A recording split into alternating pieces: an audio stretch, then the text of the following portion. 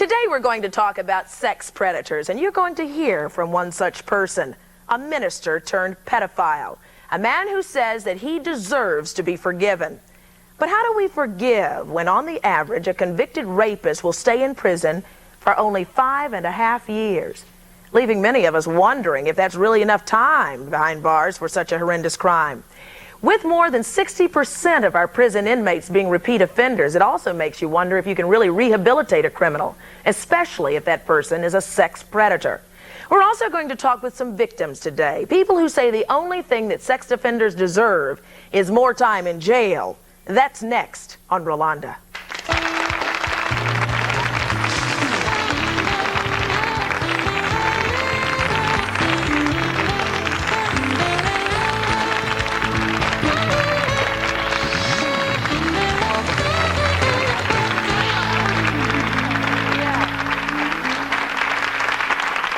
One of the most disturbing aspects of sex crimes is the fact that the rapists or molesters usually have a long history of repeating their offenses.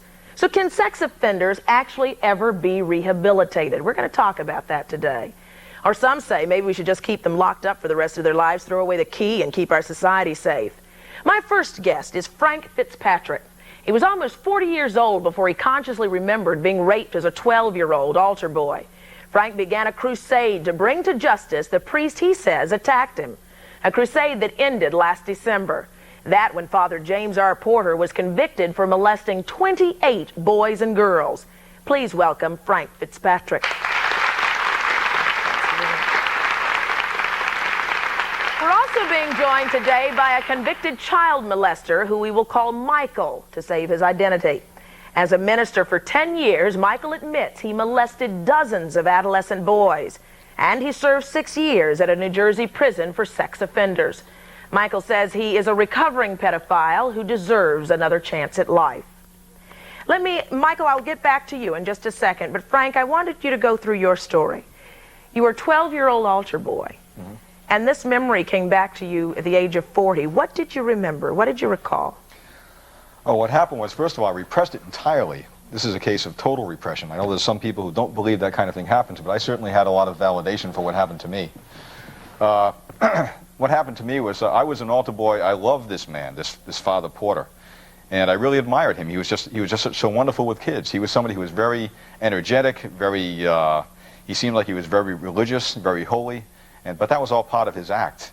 And I really admired him, and that's why when he sexually assaulted me, I think that's why my mind couldn't handle it, so I just repressed it entirely. What exactly happened? How did the assault happen? Sure, he was taking me up to a ball game at Boston Garden, and we never got there, so I don't remember what it was. And instead, he took me to his parents' home in Revere, and he gave me some mincemeat pie that had something in it, drugged me, knocked me out, and I woke up semi-conscious with this guy on top of me sodomizing me, anally sodomizing me. And this was so emotionally painful to me that pain stayed with me all my life, and I didn't know where it came from because the memories weren't there. But then when I let myself feel that pain, where it was coming from, that's when the memories came back. When I was 27 years later, when I was 39.5 years old. When you talk about pain, you're talking about emotional pain, mental pain? Emotional pain, yes. Yeah. Emotional pain. What types of ways did that pain manifest itself that made you say, there's something more here? Oh yeah, it manifested itself by lack of self-esteem, I guess is a nice way of putting it, by disliking myself, by being angry, having a lot of inner anger and not knowing where it was coming from, being angry at the world.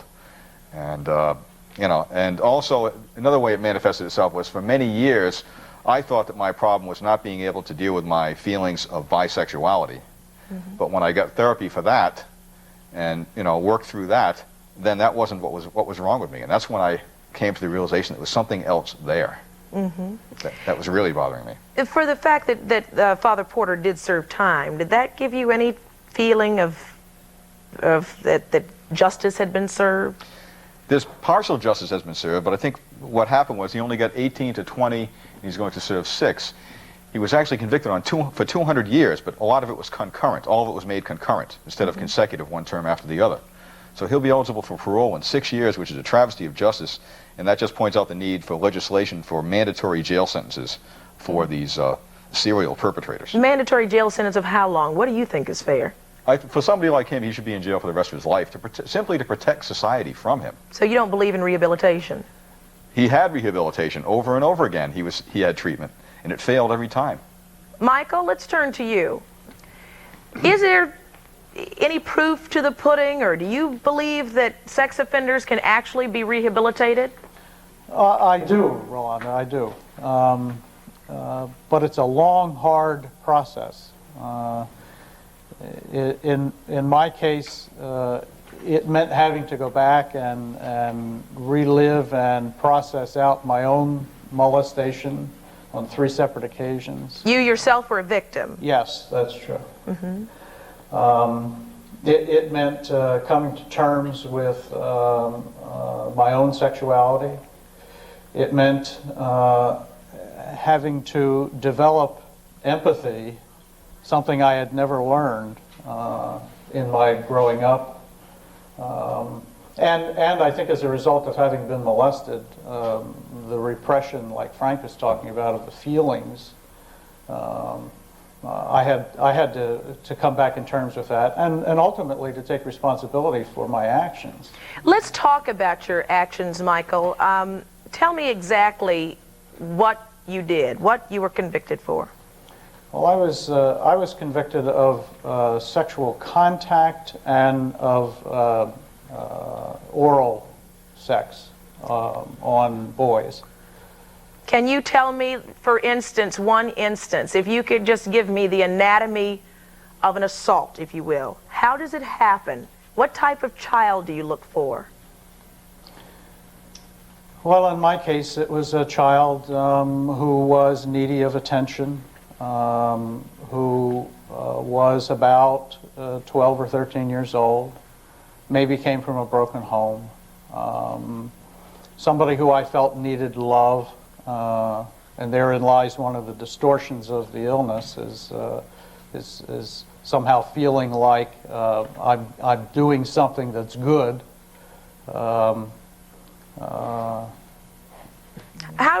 So you need a child that's in a situation that isn't going to fight back, isn't going to say, no, I know this is wrong, I'm going to tell my mother. Can I say something? Can I say something here? That's true. Yeah. Mm-hmm. Yes. I have a problem with the basic premise of what he's saying. And Michael, I don't dispute that you're trying, but what I'm saying is that you were put in prison. You were confronted. That's why you sought treatment, not because voluntarily you decided that you had a problem. It was because you were put into prison. Mike, is that true? Well, it's basically true. Probably about a year before I was actually arrested, I finally said to myself I knew I had a problem. And while I tried to find a treatment program actually out of the state to get into myself, in retrospect I realized that that was simply avoiding facing the reality of what I had done, and it didn't do anything for my victims. Let me ask you this, Michael, because recently in the news we've heard so many cases of ministers, people of the church, sexually assaulting children. I mean, the altar boy story is something we've heard a lot of lately, and there are many of us who just wonder, a man of the cloth from the church? I mean, why are we hearing so much sexual abuse in the church? I don't know if I have an answer for that. I have an answer for it. It's because they come from a position of great power. When you're a minister or you're a Catholic priest or whatever type of religious leader you are, you have immense power. You have the power of religion, the church behind you. And you can, it's very difficult for children to confront somebody who has that kind of backing. Frank is right. Frank is right. That's very true. And certainly in my case, I knew that the kids were less likely to say anything because of the position that I held. Michael, hold on one second. Frank, please hold. I want to continue this discussion. And I also want to continue the point that you brought up earlier. Should sex offenders be put behind bars forever? We're going to get our audience involved in this also as soon as we return. And just a little later, we're going to talk about rape with a woman who is a survivor. Right after this.